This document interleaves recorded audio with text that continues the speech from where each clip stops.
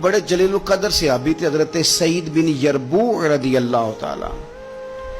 हजरत उमर के जमाने में ना नाबीना हो गए, तो हजरत फारूक आजम रदी अल्लाह ताला अन्हु लोगों से पूछा कि सईद नहीं नजर आ रहे, इसकी हुजूर उनकी बिनाई चली गई है। जनाब उमर घर गए, ताजियत की, आपको तकलीफ पहुंची, अल्लाह आपका भला करे।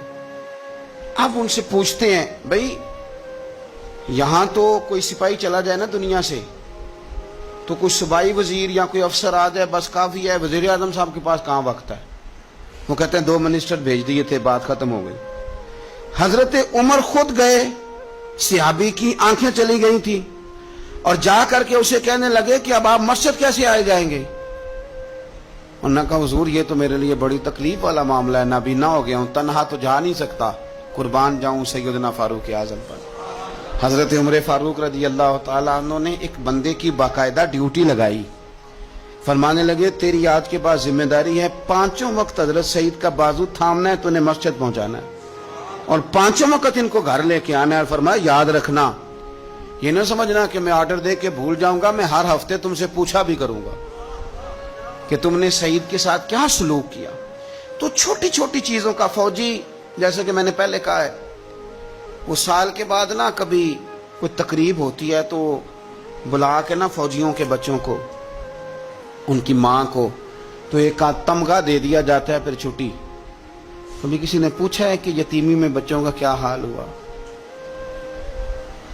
कभी किसी ने पूछा है कि फिर पीछे क्या हालात हैं? मैं कोई लिस्ट नहीं बयान करता, लेकिन मैं सबूत रखता हूं कि जिनके लिए तराने पड़े गए और बहुत बड़ी इंटरनेशनल कॉन्फ्रेंसें की गई और मीडिया में बड़ा कुछ दिखाया गया, उनके बच्चों पर वो वक्त भी आया कि उन्होंने रोटी मांग के खाई। ये फोटो सेशन कराना आसान काम है, लेकिन उनका ख्याल रखना ये मुश्किल काम है, मुश्किल काम है। भेज दिया किसी को, वजीर को, जा चेक दिया जाके शहीद की बेवा को, वो फलां आदमी पुलिस में शहीद हो गया, तो वो बेवा बाद में बता रही है कि वो चेक मैंने 5 दफा बैंक भेजा है, वो कैश ही नहीं होता, क्योंकि फोटो तो आ गई, बात तो खत्म हो गई। और आपके मुल्क में इस तरह भी हुआ कि एक शहीद के लिए सेमिनार हुआ, बहुत बड़ा तमगा दिया गया, उसकी वालिदा को बुलाया गया, और जब तक तो कैमरे चल रहे थे तो तब तक तो उसको बड़ा एजाज था, तराना भी बाज रहा था, बंदे आंसू भी बहा रहे थे। और जब खत्म हो गया सारा कुछ, तो फिर उसकी माँ को ना एक कोने में जमीन पे बिठा के, वीडियो आ गई उसकी, वो जमीन पे बिठा के ना दूर उसकी माँ को, जिसका बेटा मिल्लत पर, कौम पर, मजहब पर कुर्बान हुआ, उसको जमीन पे बिठा के, तो उसके हाथ में रोटी पकड़ाई गई और छोटे से एक बर्तन में सालन डाल के उसके आगे रखा गया। तो वो देहाती औरत, सब लोग मौज से खाना खा रहे हैं, जो मेहमान खुसूसी हैं रोटी खा रहे हैं, जो तमगे देने आए, और जो लेने आई है उसको वहां बिठा दिया। फिर वो किसी ने वीडियो बना के जब नेट पे डाल दी, तो फिर कहा गया कि हमने नोटिस ले लिया है। वो पता नहीं किस बला का नाम है, हमने नोटिस ले लिया है। वो क्या होता है मैं तो नहीं पता, आज तक उसका कोई नतीजा निकला हो। क्या नोटिस लिया, क्या बात आई सामने? कुछ भी नहीं। वो जी पता कर रहे हैं, वो 2-4 बंदों की कमेटी बना दी है, वो कमेटी ख्याल करेगी। क्या साहब आप बात करते हैं? आओ मैं आपको नबी पाक अलैहि वसल्लम के इस शानदार गुलाम की बात बताऊं। सही बुखारी में हदीस, सहाबा कहते हैं हजरत उमर फारूक रदी अल्लाह ताला अन्हु के पास एक खातून रोती हुई आई, कहने लगी खामद मेरा शहीद हो गया और 4-5 बेटियां छोड़ गया, तो घर में तो बकरी का खुर भी नहीं, कोई चीज नहीं खाने पीने के लिए। फारूक आजम रदी अल्लाह ताला अन्हु ने कमेटी नहीं बनाई, चेक नहीं दिया, वो एक अच्छा सा और एक खूबसूरत से पैकेज का ऐलान नहीं फरमाया, बल्कि फारूक आजम ने एक अच्छा ताजा तगड़ा ऊंट माले गनीमत के ऊंटों में से लिया और 2 बोरियां अपने हाथों से अच्छे राशन की भरी, उसके अंदर ढेर सारे नगद पैसे बोरियों में डाले, और वो दोनों बोरियां ऊंट के ऊपर अपने हाथों से, बुखारी पढ़ रहा हूं, उनकी रस्सियां बांधी। फिर उस औरत के हाथ वो लगाम थमाई और उसे कहा पुत्र मैंने तुझे इतना माल दे दिया है कि जब तक ये खत्म होगा ना इंशाल्लाह तब तक तेरे हालात भी अल्लाह बदल देगा, तेरे दिन बदल जाएंगे जब तक ये खत्म होगा। वो खातून जाने लगी तो आप फरमाने लगे बेटा ऊंट नहीं वापस भेजना, ये भी तेरा ही है, दे दिया तुझे। अब चले गई वो खातून। तो सहाबा कहते हैं हमने पूछा ہم نے پوچھا کہ جناب آپ تو بڑے کفایت شعار ہیں, آپ تو بڑی بانٹ کے چیزیں دیتے ہیں, تو آپ نے اس بچی کو اتنا کچھ دے دیا اور بیک وقت دے دیا اور واقعی بہت زیادہ دے دیا اور نقدی پیسے بھی دے دیے. حضرت عمر فرمانے لگے تم نہیں نہ جانتے, میں جانتا ہوں. یہ میرے نبی پاک کے صحابی حضرت خفاف بن ایمار رضی اللہ تعالیٰ عنہ کی صاحبزادی ہے, اور میں نے حدیبیہ کے مقام کے اس کے باپ کو حضور کی خدمت کرتے دیکھا ہے. میں نے انہیں جنگیں لڑتے دیکھا ہے, اس کے باپ کو, اس کے بھائی کو. فرمایا وہ تو بچی آئی ہے تو میں تمہیں کیا بتاؤں, مجھے تو تکلیف شروع ہو گئی ہے کہ اسے آنا کیوں پڑا ہے. خود آگے بڑھ کے میں کیوں خدمت نہیں کر سکا, اسے آنا کیوں پڑا. عزیز دوستو یاد رکھنا, اصلہ نال جے نیکی کریے تے نسلاں تاک. کچھ لوگ ایسے ہوتے ہیں جنہیں قدر ہوتی ہے, وہ قربان کر دیتے ہیں ہر شے, لیکن اصولوں پر کبھی سمجھوتا نہیں کرتے. حضرت سیدنا فاروق اعظم رضی اللہ تعالیٰ انہوں نے اتنا نوازا اس بچ, اور پھر اثار کر کے نوازتے تھے. فوجیوں کو بھیجتے تھے نا جب آپ جہاد پر, تو پیچھے سے فوجیوں کے گھروں میں جاتے تھے صبح خود. میں پہلے کہہ چکا ہوں کہ یہ نہیں کہتے تھے کہ محکمے والوں کی ڈیوٹی لگا دی ہے, خود جاتے تھے اور فوجیوں کے گھر والوں سے پوچھتے تھے کوئی سبزی تو نہیں منگانی, کہ نہیں حضرت عمر کوئی سودا تو نہیں منگانا. تو وہ خواتین کہتی کہ ہاں زیتون لانے والا ہے, پنیر لانے والی ہے, گھی لانے والا ہے, ستوں کی ضرورت ہے. تو فاروق اعظم نے لسٹ پکڑی ہے, تو بازار میں آتے تو شور مچ جاتا, امیر المومنین آئے. لوگ پوچھتے آپ کیسے آئے, فرمانے لگے وہ فوجیوں کے گھروں میں سودا پہنچانا ہے.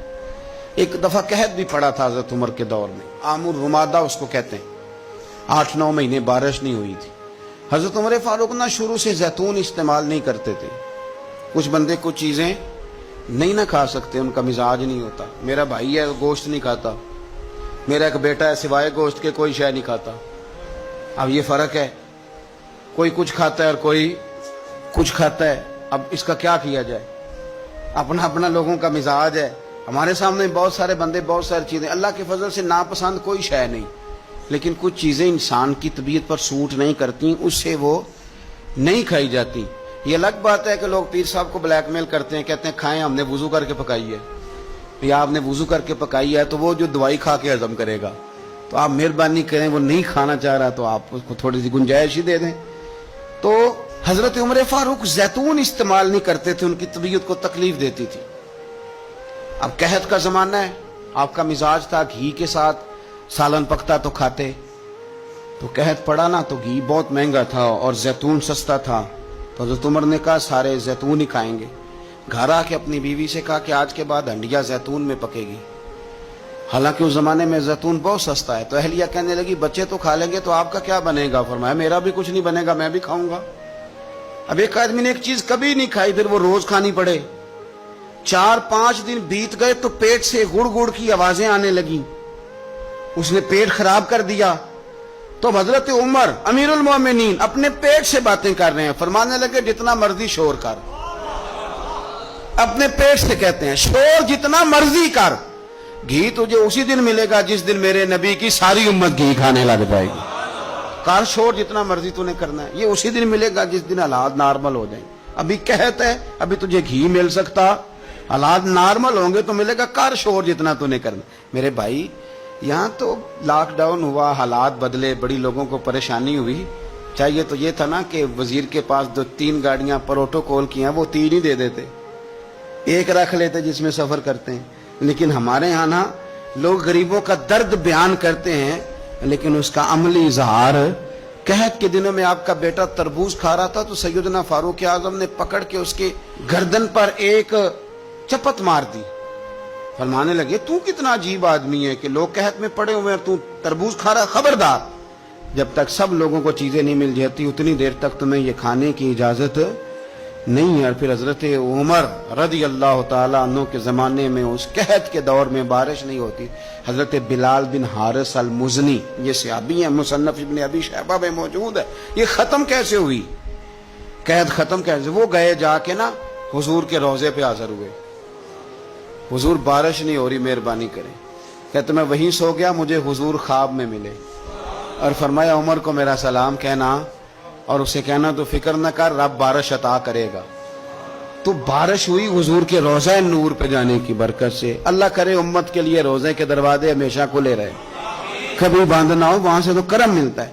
تو جو آج حضرت عمر کے بارے میں ساری گفتگو ہے, ایک پہلو میں آپ کے سامنے رکھنا چاہتا ہوں کہ احساس ذمہ داری, لوگوں کے ساتھ ان کا رویہ. ایک قحط کے زمانے میں ہی دور سے کچھ لوگ آ گئے کہ چلو باہر قحط ہے تو مدینے چلتے ہیں.